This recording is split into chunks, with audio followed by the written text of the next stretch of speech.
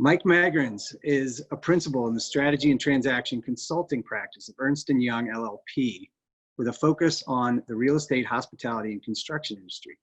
He spent a significant amount of time in Montana and the Rocky Mountain West, and even worked in Alta, Utah on its ski race crew. Mike Magrans, thanks for joining us. Hey, Joe, can you hear me all right? Yeah, I got you loud and clear. Okay, good. First, Mike, tell us a little about your work with Ernst and Young and how that, is relating and relates to the Northern Rockies and the market here. Sure. Our team advises investors, owners, and developers on really large-scale commercial investment properties and development projects. So it could be performing financial due diligence on an acquisition of a large office building in New York, or a market feasibility study related to the development of a resort community in Montana. We work with many of the large resort owners and operators in the ski industry on related to transactions, valuations, audit, and tax. Gotcha. Ski towns seem to be the places to be these days. Are we in the midst of a new Western migration? Yeah, it's so interesting listening to all the other panelists, and the overwhelming answer is yes. And this was happening pre-COVID. The ability to work remotely because of high-speed internet combined with air access to ski destinations, not just Bozeman, but Jackson Hole and Telluride and Vail, it really opened up the possibility of working in those types of locations. COVID-19 simply accelerated, it lit a fire. And the trend really proved out that you can work remotely, you can have access to the outdoors, you can still connect with your teams, you could still be productive. I mean, I'll tell you, our team, maybe because it's all the hours that we're working, the additional hours, but we're just as productive, if not more productive, working remotely. And the Rocky Mountains are competitive when it comes to jobs and higher education and a lower cost of living. So it just becomes really attractive and enticing to work, live, and play in that environment. Yeah, sure. It's tough to sit in 2 hours of LA traffic if you don't have to, huh? That's right. Yeah. So kind of following up on that, thinking about office buildings, these spaces, skyscrapers in New York City and other metropolitan areas of thousands of people working in them. Do you see people going back to work in these types of offices again? In the long term, absolutely. The return to work will be real. We have swung so far to one side of the pendulum, and we will swing back. The rural and suburban living that we've all been talking about, it isn't for everyone. We all love it. But if you're young and single and millennial and looking for diversity and nightlife and 18-hour, 24-hour cities, you're not going to get that in Big Sky or Bozeman. You can get a taste of it, but I think over the long term there will be a return to gateway cities. And look at what Facebook just did this week. They announced that they're taking another 700,000 square feet on top of their 1.5 million of existing square feet in Hudson Yards in New York City. And so you've got Amazon and Apple and Facebook, all these fangs. They're not going to stop investing in New York or LA or San Francisco, but the way that they work is going to certainly change in the short to midterm and over the long term too. I think you're going to see flexibility. You're going to see how that office gets used is very different. So we're talking to our clients about, hey, maybe you should think about working 2 or 3 days a week in the office and 2 or 3 days remotely. And when you do come to the office, it's for meetings or it's for events or for its community and team building. It's not to sit in an office or in your pew, for 9 hours a day. It's just much more collaborative use of space. The reality is real estate is very expensive in these gateway cities. And so in the short term, I do think you'll have some pullback. All of our clients are really thinking long and hard about the expense of real estate and are making some adjustments. But again, over the long 5, 10, 20-year periods, I do think you'll still have people that want to live and work in cities like New York. Sure. Well, maybe more in the immediate then, what, and specifically in over the last 5 months since COVID's really, this pandemic's really taken hold. What data are you seeing regarding folks moving to Montana and the greater West? Yeah, it's funny. You all talk about how many out-of-state license plates there are, and in the real estate sales. The reality is the outflow from New York City is substantial, but more than 50% of that out-migration is going to other parts of the Northeast, like New York, upstate New York, Long Island, New Jersey, Connecticut, Pennsylvania, and then Florida. About 4% is moving to California, and less than 1% in total are going to combined Utah, Colorado, Montana, Idaho, Wyoming. So it's really small. It seems probably overwhelming to your community, but I think the majority of the growth in Montana is likely coming from places like Seattle and San Francisco and LA, not so much the East Coast.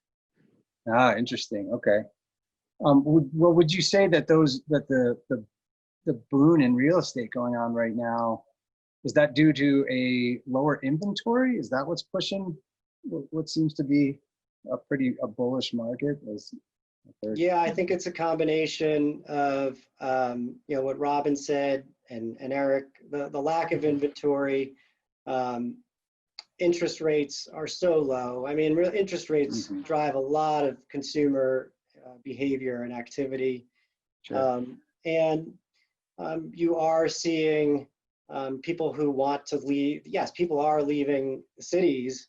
And for someone leaving New York City, a $1 million home, if you have two high-earning individuals, leaving New York City and spending $1 million in Bozeman seems like a deal. And so you are getting quite a bit of demand, because it just seems so much cheaper than living and paying for real estate in large cities. Sure. Speaking of sort of the sizes of cities, Bozeman's right at the threshold, maybe just past sort of the micropolitan versus metropolitan size of the city.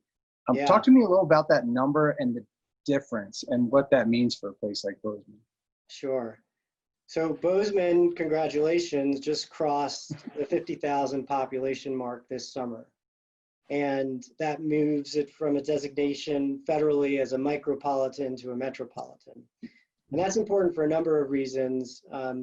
But the primary opportunity for the city is that it gets access to federal grants for infrastructure projects. So roads, sewer, public transportation, utilities, fiber optic cable, all of those infrastructure costs can now be supercharged with federal grants. That's important for a number of reasons. One, you're able to then keep up with the growth, really keep up with that quality of living that people expect, sort of ease that gridlock and traffic going into Bozeman that Robin was talking about, allows for a little bit more growth outside the city and downtown and create hubs elsewhere, but interconnected hubs. And what you don't want is sprawl, certainly, but you do want to have other attractions and areas of interest within downtown Bozeman. And those grants and that progression of growth will really help that.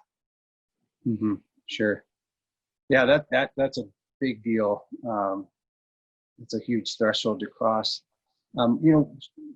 Speaking of similar sort of growth trends, I mean, what are you noticing right now in the airline industry? I mean, we've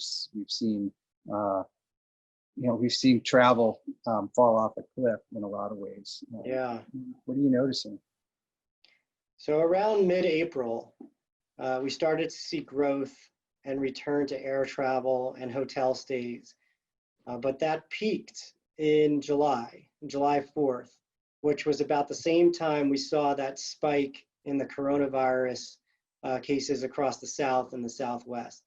And so since then, we've really plateaued, and of even more recently, we've seen a decrease in growth in travel. We might see one last travel spike over Labor Day, but then once school returns, I don't think we're going to see much growth in the airline and travel industry because of the decrease in corporate travel that we're so used to and accustomed to once everybody gets back to school. The reality, Joe, is that we're still down 70 to 80% in air travel year over year, which is enormous. People are traveling. They're traveling to more regional drive-to destinations, and you're seeing hotel occupancies, creep up into the 50, 60% in some markets that you're able to drive to. But it's really challenging for markets like Big Sky and Bozeman, which are so dependent on airlift. And I think you're going to see a slower recovery in hotel occupancy because of the dependence on air versus drive to. Yeah, absolutely. Similar type of conversation I was just having with a friend of mine in the media industry in Hawaii, and they are seeing a very different story out there. Obviously, there is no drive-to traffic on an island, but you think that that can kind of play out here as well. It could. I mean, look, you're only 5-6 hours from some of the larger cities. And you've got one of the most incredible national parks, if not the best national park in the country. So you are seeing people. That's why you can't get a Winnebago right now. You can't get an Airstream. They're all used up or rented out or sold, and they're all in Montana right now. So people will drive to amazing destinations, and I think you're seeing it and you're benefiting that from this summer. I haven't looked, but I bet the Yellowstone National Park numbers are only slightly below where they were in the last few years. No, that's definitely the case. You're seeing fewer tour buses per se, but there are a lot more vehicles. That gets harder though when it's 10 degrees and it's outside, so people aren't really going to be driving in the winter to Big Sky. Yeah, well, you led me right into my next question. You're a skier, worked on the Alta race crew in Utah. What are you hoping for this ski season, and is that in line with what you think will happen?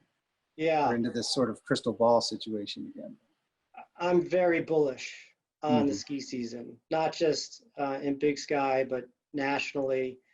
I think similar to what we saw in the golf industry this summer, which had incredible growth in rounds played, people are going to be looking for safe outdoor activities.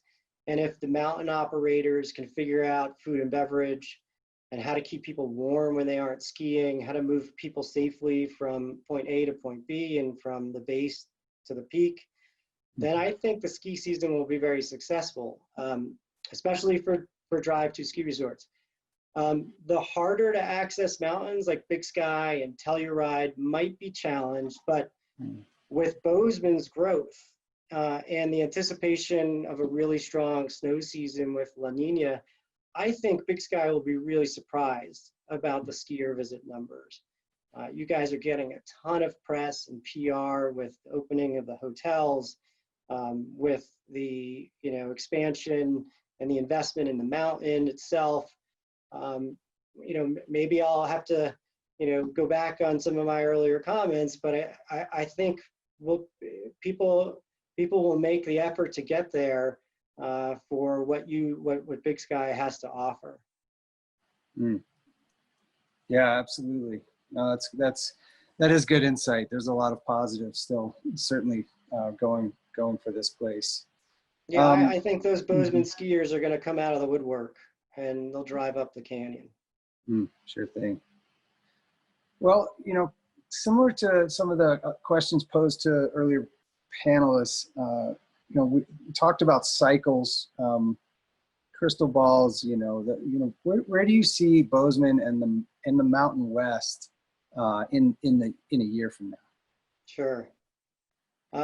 So usually cycles are driven by supply and demand imbalances, and we never really had a real cycle here. It was driven by a health event. And so I think certainly for Bozeman, you're going to see growth numbers probably in that 5 to 6% in population growth this year, compared historically to about 3 to 4%, which is going to put a lot of pressure on the supply, whether it's apartment housing or residential housing. As Robin said, there's just, from my looking at the data, there just isn't a lot of supply, tons of demand. And so as long as developers are in the market building, you're going to see those homes get absorbed, which is great for the market. And as long as some of those prices can get kept in check.